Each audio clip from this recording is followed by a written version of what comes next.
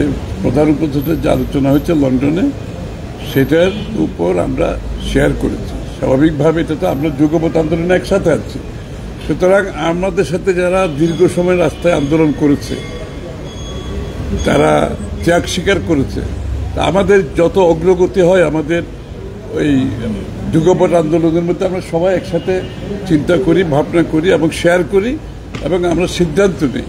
সুতরাং আজকে লন্ডনের মিটিংয়ের উপর আমরা শেয়ার করেছি এবং দুই পক্ষই অত্যন্ত সন্তুষ্ট যে আমরা যে ফেব্রুয়ারিতে নির্বাচনের দিনক্ষণ মোটামুটি একটা ঘোষণা আসছে। এই ঘোষণার পরিপ্রেক্ষিতে আগামী দিনে আমরা কিভাবে আমাদের এগিয়ে যাব, এখানে নির্বাচনী কর্মকাণ্ড আছে, আগামী দিনগুলোতে নির্বাচন না হওয়া পর্যন্ত আরও তার আগেও কিছু কর্মকাণ্ড আছে এবং তাছাড়া আমাদের 31 দফা বাস্তবায়নের ব্যাপারে যে আমরা ঐক্যবদ্ধভাবে যেটা তৈরি করেছি সবাই মিলে, সেটা আমরা কিভাবে বাস্তবায়ন করব ঐক্যবদ্ধভাবে, মোটামুটি এই আলোচনাটাই হয়েছে। আমাদের সামনের দিকগুলোতে আমরা বিগত দিনে যেভাবে আন্দোলনে ঐক্যবদ্ধ ছিলাম, আগামী দিনগুলোতে আমরা ঐক্যবদ্ধভাবে এগিয়ে যাব। নির্বাচনের পরবর্তী সময় সরকার 31 দফা বাস্তবায়ন। আরেকটা বিষয় হচ্ছে যে ঐক্যমত্য কমিশনে যুগপৎ আন্দোলন অনেক দলগুলোর সঙ্গেই অনেক বিষয় নিয়ে বিএনপির একটু মতবিরোধ হচ্ছে বা জায়গা থেকে অনেকে ছাড় দিচ্ছেন না, সেসব বিষয় নিয়ে এক জায়গায় আসার কোনো আপনারা? এই তো এই জিনিসটা তো খুব একটা, এটা নিয়ে বিতর্কের কোনো সুযোগ নাই। একটা জিনিস ডক্টর ইউনূস সাহেবও বলেছেন, জনাব তারেক রহমান সাহেব বলেছেন, প্রায় সব রাজনৈতিক দলের মধ্যে এক ঐক্যমত আছে, সেটা হচ্ছে ঐক্যমতের পরিপ্রেক্ষিতে যে কটি সংস্কার করা সম্ভব সেই কটি সংস্কার হবে, তার বাইরে যাওয়ার কোনো সুযোগ নেই। কারণ প্রত্যেকটি দলের নিজস্ব চিন্তা ভাবনা আছে, দর্শন আছে, ভবিষ্যৎ আছে। সুতরাং এখানে সব জায়গায় ঐক্যমত হওয়ার কোনো সুযোগ নাই।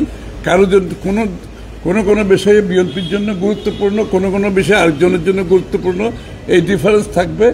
এই জন্য যেই বিষয়গুলোতে ঐক্যমত হবে সেইগুলোতে সংস্কার হয়ে যাবে, আর বাকিগুলো জনগণের কাছে নিয়ে যাবে প্রত্যেকটি দল আগামী নির্বাচন। আরেকটা বিষয়, আজকে নগর ভবনে আপনার প্রশাসক বসছে, নতুন প্রশাসক বসছে, এক্ষেত্রে আসলে কৃষক আন্দোলন তিনি চালিয়ে যাচ্ছেন। আজকে দেখা গেছে যে সেখানে বিএনপির যারা তার পক্ষে আন্দোলন করছেন তারাই আর কি আজকে স্বাগত জানিয়েছে। আপনাদের অবস্থা না, এখানে বিষয়টা আপনাদের বুঝতে হবে। বিষয় হচ্ছে এই বিচার বিভাগ একটা সিদ্ধান্ত দিয়েছে, এটার উপরে পরিষ্কার সিদ্ধান্ত, ইশরাককে মেয়র হিসেবে ঘোষণা দিয়ে বিচার বিভাগ সিদ্ধান্ত দিয়েছে। নির্বাচন কমিশন সেটার উপর অনুমোদন করে তাদের মতামত পরিষ্কারভাবে বলে দিয়েছে। সুতরাং আইনগতভাবে তার মেয়রের দায়িত্ব নেওয়ার কথা।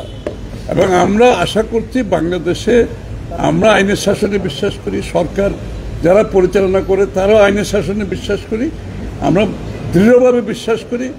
আইনের শাসনে যদি আমরা বিশ্বাস করে থাকি তাহলে ইশরাকের দায়িত্ব নেওয়াটা খুবই স্বাভাবিক এবং আমরা সরকারের এই সিদ্ধান্তের অপেক্ষায় আছি। আরেকটা বিষয় ভাই, শেখ হাসিনার অবৈধ নির্বাচনে যেসব প্রধান নির্বাচন কমিশনাররা সহযোগিতা করেছিল এক এক করে সবাইকে গ্রেফতার করা হচ্ছে, বিষয়টি কিভাবে দেখছেন? আজকে আউয়াল ভাই গত মিটিংয়ে না, আজকে হাবিবুল আউয়াল আদালতে তিনি সাক্ষ্য দিয়েছেন যে 2014 সালের নির্বাচন আর বাংলা নির্বাচন হচ্ছে, এবং সেই সময় তিনি আরোটা বলেছেন যে যদি মৌলিক সংস্কার না হয় সেক্ষেত্রে আগামী 1000 বছরও একটি সুষ্ঠু গণতান্ত্রিক নির্বাচন হবে। এটা তো ওনার মতামতের উপর আমাদের বক্তব্য রাখার কিছু নেই। এখন তো অনেকে ভালো ভালো কথা বলবে, তাই না? সুতরাং এই এখন সব আকাম কুকাম করে এখন ভালো ভালো কথা বলে তো কোনো লাভ নেই। হ্যাঁ,